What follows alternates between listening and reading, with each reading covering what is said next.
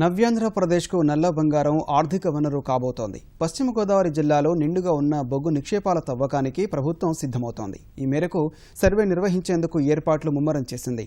బొగ్గు నిక్షేపాల తవ్వకం చేపడితే ఉపాధి అవకాశాలు మెరుగుపడతాయని స్థానికులు సంతోషం వ్యక్తం చేస్తున్నారు.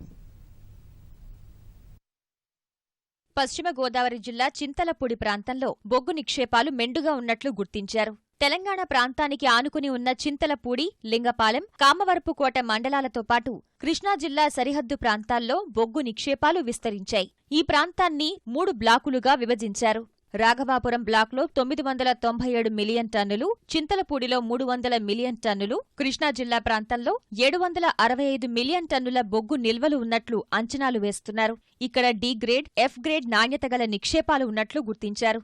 ఈ మేరకు 270 బోర్లు వేసి పరీక్షలు నిర్వహిస్తున్నారు. డిసెంబర్ నాటికి ఈ సర్వే పూర్తి కానుంది. 2017 సంవత్సరం నాటికి బొగ్గు తవ్వకాలు ప్రారంభమయ్యే అవకాశం ఉంది. బొగ్గు నిక్షేపాల సర్వే కోసం ప్రభుత్వం ఎంఈసీఏ, ఎన్ఎంఈటీ ప్రతినిధులతో త్రైపాక్షిక ప్రాథమిక అవగాహన ఒప్పందం కుదుర్చుకుంది. బొగ్గు రిగ్గులు తవ్వే పనిలో యంత్రాంగం నిమగ్నమైంది. బొగ్గు గనుల తవ్వకం జరిగితే ఈ ప్రాంతం అభివృద్ధి చెంది ఉపాధి అవకాశాలు మెరుగుపడతాయని స్థానికులు ఆశాభావం వ్యక్తం చేస్తున్నారు. చింతలపూడి మండలంలో అపారమైన బొగ్గుంది. వెంకటాపురం, వెంకటాద్రిగూడెం, నామవరం ఈ ఏరియాలో అపారమైన బొగ్గు సంపద ఉంది. ఈ బొగ్గుని వెలికి తీసి రాష్ట్రానికి ఉపయోగించి అభివృద్ధి సాధించవచ్చు. ఈ ఏరియాలో బొగ్గు వెలికి తీసినట్టుగా అయితే ఒక నిరుద్యోగం కూడా నిర్మూలించవచ్చు. అనేక మందికి ఉపాధి అవకాశాలు కల్పించవచ్చు. ఈ బొగ్గు నిక్షేపాలు కన్నా బయటికి వెలికి తీస్తే ఈ ప్రాంతంలో ఉపాధి అవకాశాలు మెరుగుపడతాయని చెప్పి భావిస్తున్నాం. ట్రాన్స్పోర్టేషన్ పెరగడమే కాకుండా అనేక మందికి వ్యాపారాలు కూడా వ్యాపారాలు చేసుకునే అవకాశం వస్తుంది.